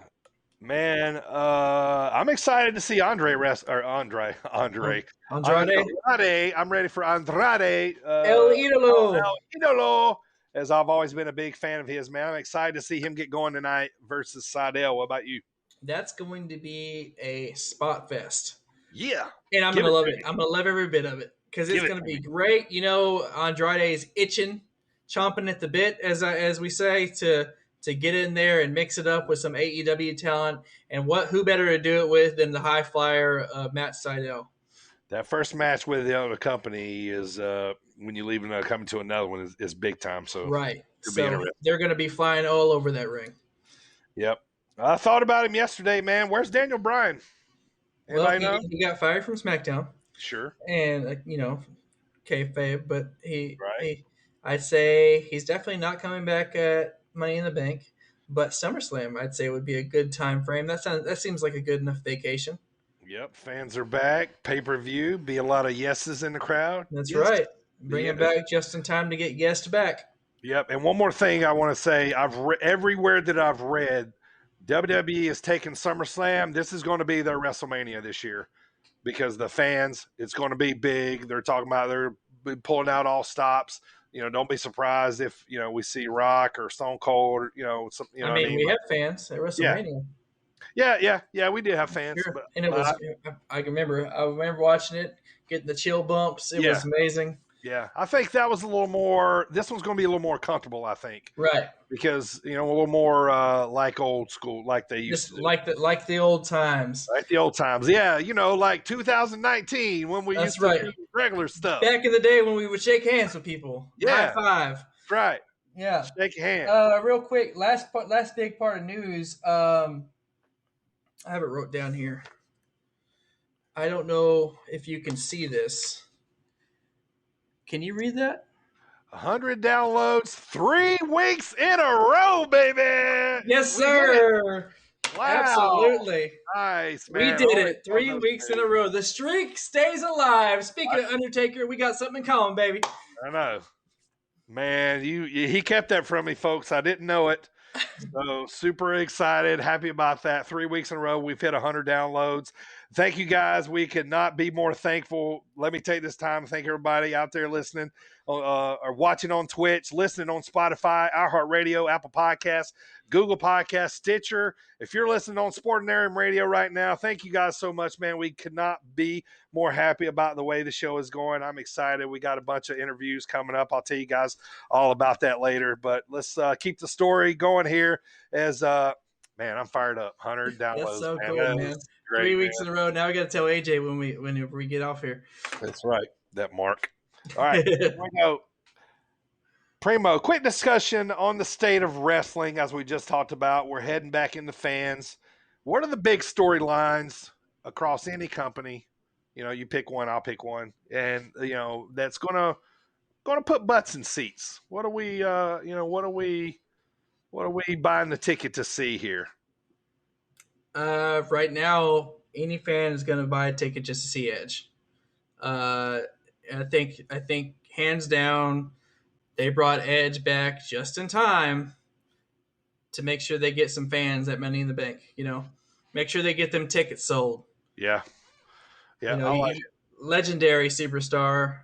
Everybody's an Edge head. Sure. No matter how much you hated him in 2005, today you're an Edge head. Yeah. So that's big for SmackDown. AEW, the Omega, the New Japan feel. They're creating the baby faces. I think they got a lot of different things going on there to get fans energized about. Jericho's still there, killing it. Pinnacle versus. I think everything on AEW is exciting for fans. You got all of that, and especially even on Impact, you got I think that's a perfect time for Sammy to get that title. Oh man, I would love to see it, man. I'd love to see it come back on Sammy. Bring it back to Impact. We got a heel champ. Yeah, they can start pushing the baby face. Yeah, and he'll the only person he'll be nice to is you for wearing his t-shirt. That's right, Callahan Death Machine. That's right. I'm from back in the day, man. I've been a fan of his for a long time. But no, I think that all those across the board, and even NXT too, that's going to be the perfect time for Cross to lose the belt, and for him and Bronson Reed to move up to the next level. Which I say next level, it's just not really, but that's how they portray it. And for them to go to the Raw or SmackDown, if they're lucky, they'll go to SmackDown. Yep. All right, yeah. So all those definite storylines, I think, are definitely going to work here. One more thing, sure. I think that they still haven't really done the Superstar Shakeup. I think it's been mentioned. So after fans, it's after something. It's after something. I want to say it's after SummerSlam or it's after Money in the Bank. I want to say it'd probably be after SummerSlam. Make more. So after they have solid fans, then they'll do the Superstar Shakeup. Yeah, hit the road. Yep. They start building some real storylines again. Yep. Hopefully. Yep. All right. Well, that's a few news and notes here. All right, let's move on to our next segment, man. We got this new segment we're going to bring in here. It's called Promo School. So, Primo, what do you say, man? It's time to go to Promo School. This is when we're going to talk about legendary promos. We're going to play them for you here, and we're going to talk about them. But first of all, I'm going to set up today's promo.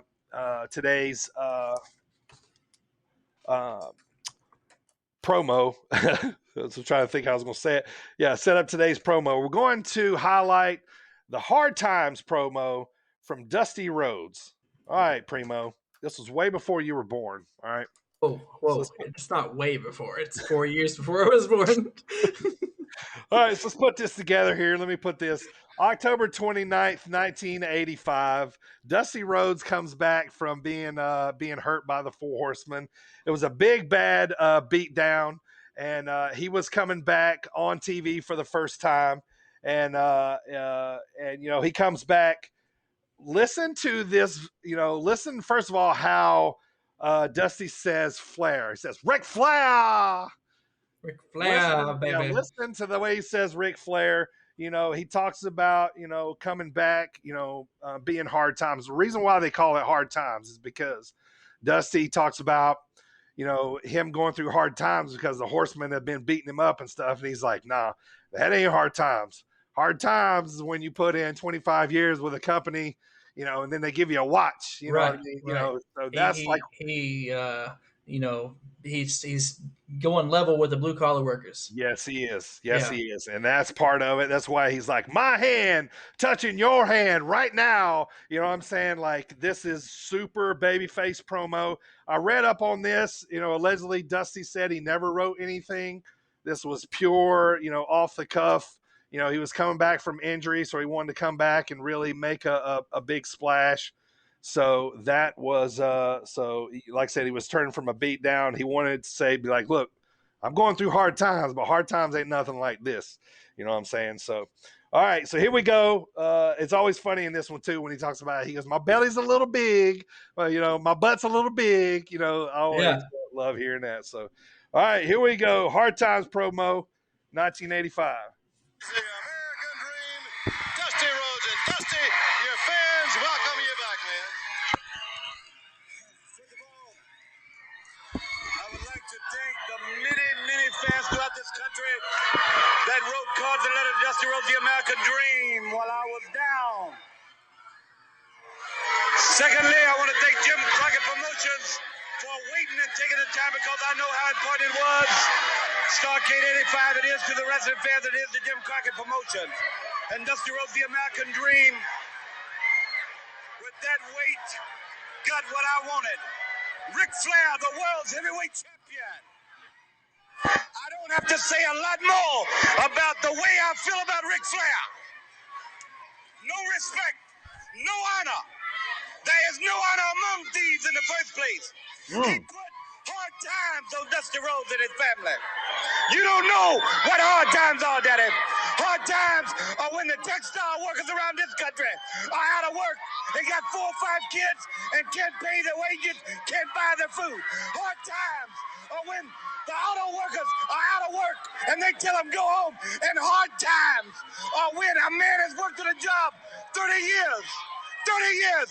They give him a watch, kick him in the butt, and say, hey, a computer took your place, Daddy. That's hard time. Woo! Good. That's hard time. And Ric Flair, you put hard times on this country by taking Dusty Rhodes out. That's hard time. And we all had hard times together.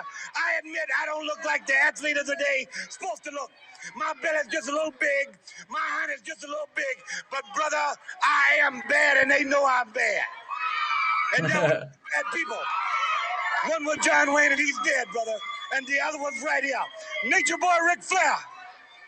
The world's heavyweight title belongs to these people. I'm going to reach out right now. I want you at home to know my hand is touching your hand for this gathering of the biggest body of people in this country, in this universe, all over the world now. Reach it out, because the love that was given me, and this time I will repay you now, because I will be the next world's heavyweight champion on this Hard Time Blues. Dusty Rhodes Tour 85 and Ric Flair, Nature Boy. Let me leave you with this. Oh, yeah. One way to hurt Ric Flair is to take what he cherishes more than anything in the world. That's the world's heavyweight title. I'm gonna take it. I've been there twice. This time when I take it, Daddy, I'm gonna take it for you. Let's gather for it. Don't let me down now, because I came back for you, for that man up there that died 10, 12 years ago and never got the opportunity to see a real world champion. I'm proud of you, and thank God I have you. And I love you. Love you! Wow. That's so good. That make you run through a brick wall right there. Yeah, I'm telling you, I got goosebumps, man. He said, "There's a bad man. There's John Wayne, and there's me, and John Wayne's dead." Yeah, the other one's standing right here. That's right. Man, oh God, I got goosebumps, man. Like that was just so good, because he recognized the love and support that he got while he was hurt, be it a work angle, whatever. And he was coming back to saying, hey, you know, I'm coming back. I'm going to win this title for you, for us, for everybody. I need you to stay with me. You know, man, this is why Dusty taught promo class. I was going to say, that's exactly why he taught promo class. I mean there's a reason he was there. Yeah, absolutely, man. Unbelievable promo there. So, all right, well, that's going to do it here today for Promo School. We'll bring that back here shortly. Next up, man, I want to talk about somebody here real quick. We'll bring him up on the screen here so anybody watching can get a good look at my man here. So he just passed away a while back. So, but let me tell you something here about the Patriot. His real name was Dale Wilkes. Primo. He was an All-American football player at the University of South Carolina. He mainly did talent enhancement work for the NWA. He was well pushed though in the WWF, the AWA, All Japan. But his biggest, he headlined an In Your House pay-per-view with Bret Hart back in, I think I want to say, was it the late 80s when that whole United States versus Canada thing was going on?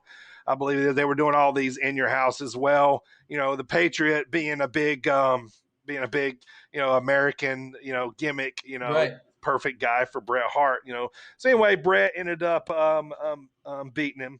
In that pay-per-view. So, but he had small little flashes in the pan, but of stuff that he did. But let me tell you though, man, every time I went to see wrestling in the NWA in the South, this guy was always on the card. He was always one of the first guys to come out, American flag, high-fiving the kids. He was I just always remember him being on just about every card that I could remember going to. He was in a tag team one time with Marcus Bagwell, aka Buff Bagwell. They were called Buff and Stuff. They were called Stars and Stripes. So but anyway, just wanted to give a shout out to him, man. Rest in peace, the Patriot Dale Wilkes, man. This guy is the epitome of wrestling. He was, he wrestled, for a long time. Once he stopped wrestling, I saw this guy at autograph sessions. He would be at Walmart doing autographs on a Saturday afternoon, that kind of stuff. So, wrestling needs these guys like this for it to succeed. And he was one of those guys that I just want to make sure I brought attention to him, and that his passing didn't go without us noticing it here. So rest in peace, the Patriot, Dale Wilkes, man.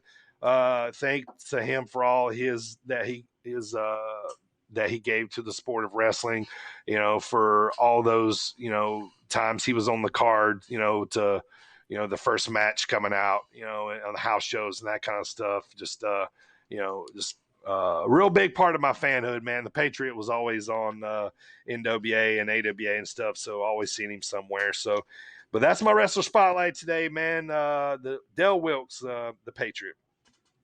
All right, next up, man, let's toast to Rowdy. I'm drinking that orange citrus today. Thanks for sponsoring the show as well. Also 1310 apparel. That's 13, the word, the number 10.bigcartel.com. Use promo code SPORT30 for 30% off. All right, Primo, let's do a little sidestep here, man. Let's talk UFC real quick. Who you got, Conor or Poirier here this weekend? So, oh, man, I'm a Conor McGregor fan. I won't lie. Poirier looked too good last time they fought. But Conor does his homework. So, Conor needs this one. In this third matchup, we have the Irish coming back. Conor McGregor will take it. Yeah, I like it, man. Conor has to have this one, I think, to kind of keep his lure, that he's kind of the man in the division. What else is on that card? We got Wonder Boy, Stephen Thompson. Okay. We got Greg Hardy. He's on there. Yeah. We also have the opening match of the main card, Sugar Sean O'Malley. That's right. Yeah, nice. This will be a second fight back after injury. Right. And then on the prelim card, we have one big one on the prelim. We have Carlos Condit, which nice. is a name I hadn't heard in a while. Actually. Yeah. He's been gone here for a little while, or kind of fading off the scene here a little. Interesting. Okay.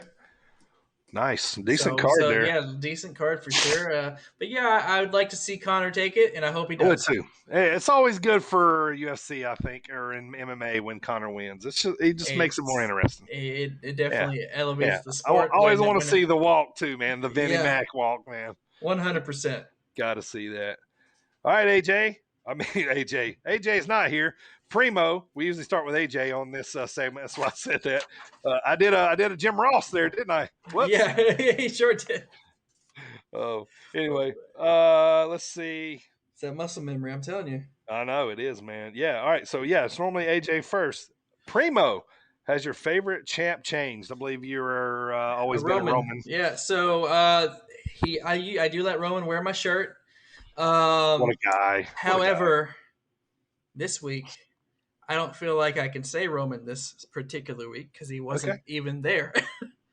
True. So, in lieu of that, I'm going to have to pull an AJ and say Miro. Miro beating up my boy Pillman. He sure was. He was beating up Brian Pillman Jr. Yeah, I'm sticking with Omega, man. You know, I was trying to think who's going to get me excited enough to win the title to leave Omega. To reiterate, Mega's been my champion because of the whole Impact New Japan relationship where they're all kind of lifting each other up. I love to see that stuff, and I like to see, with Omega bringing in different Just people, cross promotional stuff. Yeah. When does he face Andrade for the AAA? I want to feel like it's coming up. I feel like it was on a Sunday or something, maybe, or something coming up. I'm not sure. But yeah, they got to get that one done for sure. Get that belt on Andrade. It's going to be August 14th at Triple Mania 29 for the AAA Mega Championship. Sweet. All right. Yep. So I'm going to stick with the old Omega. Thumbs up, thumbs down, Primo. Thumbs up for me. This week will have to be. I like the AEW is back on Wednesday nights. Mm-hmm. That I do like that. I also like that they are moving to. They're now going to be moving to other venues, live venues. Yes. Start traveling again. We're 1 week closer to fans on all promotions. And and also Money in the Bank is coming up next week. Not this weekend, but next weekend. So it's closer to that as well. Yep. Yeah, it's going to be interesting. Yeah, thumbs up for me. I like where we're trending. It seems like the wrestlers are getting excited about going back on the road. They're starting to talk about it a little more. They're advertising, where you can get your tickets. And, WWE's going on this 10-city tour and, all this kind of stuff. So thumbs up to, everything ramping back up, starting to feel like everything's going to somewhat get back to normal. Thumbs down. I'm gonna say the hit row segment of NXT. Yeah, the only thing I can really fuss about really in the last couple of weeks. But if I'm having to pick something, so. But how long until? I'm gonna say at least 2022, until maybe even like spring or fall of 2022. Excuse me, whenever WWE does their first European tour. All right, yeah. They're going to kick back up the India shows, and I wonder if they'll do that, India or Australia and all Saudi? that stuff. Australia just went back on a 3-day lockdown like 2 days ago. I feel like somebody else did too. Still going pretty Japan, good. I thought was did something. Yeah, having some resurgence in some places. So, well, hopefully that doesn't mess anything up. All right, let me show you guys here, man. Brand new PWI magazine just came out here, and guess who's on the front? Primo, tell them. DMD, Dr. Britt Baker herself. Looks like she's doing like a curb stomp kind of exactly there on what the it front. looks like. Yeah. She's on the front. Roman Reigns is on the front. Paul Heyman talking about meet the real Roman Reigns. Ricochet versus Ali, the greatest feud you've never seen. Also, SummerSlam. And talking about this here, man, they got a good article in here about Indy and a deathmatch wrestler, Allie Kat, but she is now Allie Catch. Allie Catch. She is changing her gimmick up a little bit. And also one of the other quick articles that I looked here, haven't got to read it because I just got this thing. So the walking weapon, Josh Alexander, which probably my favorite entrance music right now. I love Josh Allen. I don't know why. It's just it was the same music he had with Ethan Page when they were the North. So, I've always been a mark for good interest music, and Jake something, of course. But yeah, Dr. Britt Baker, big article in here. Also, a big article in here about Jade Cargill. They are comparing her to China as the 10th wonder of the world. See if I can find that here real fast and show you. But yeah, be interesting to see what they do with her. There it is, the 10th wonder of the world, Jade Cargill. There's really got her with China there. Sorry, it's a little sideways, but yeah. Mm-hmm.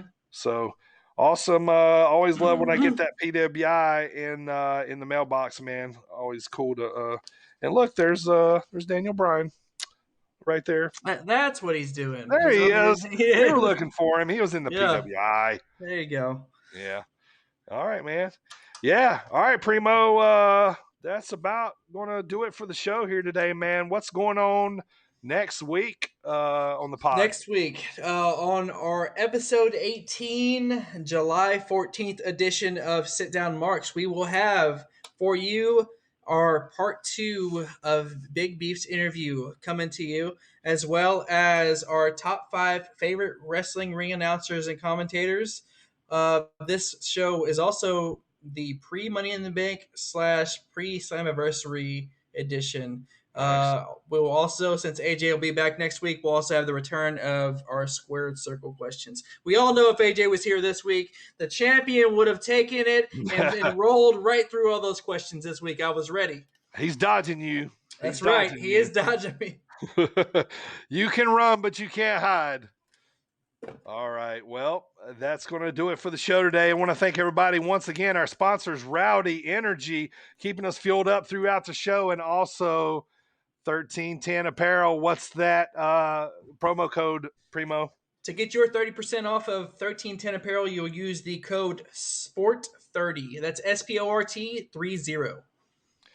All right. You heard it right there. I want to thank everybody listening right now. We really do appreciate everybody watching us on Twitch, listening to us, and subscribing on Spotify, iHeartRadio, Apple Podcasts, Google Podcasts, Stitcher, and TuneIn. Now on Sportinarium Radio online radio, sportinariumradio.com online radio. We are live every Friday at 7:15 Eastern time, right after the Thomas Bryce show. Come for the pod. Stay for the 80s mega mix. That's right. After the show. That's right. We'll leave you laughing and feeling good. And guess what? That 80s mix will make you want to dance. So never gonna give you up. That's right. Never gonna let you down. We'll roll you right into getting Rick rolled. So that's right. We'll Rick roll you at the end of the pod every week. Yeah. AJ's going to send you home with them cakes, and then you'll get Rick rolled. Absolutely. And then Steve Winwood too. I like the Steve Winwood Wood song comes on. But anyway, enough about that, man. All right, well, our boy AJ is not here to usually close the show. So, Primo, looks like it's your job, man. Take us home. Oh, man. AJ, I can't do this as good as you do, buddy, but I'm going to try. Everybody, grab them cakes.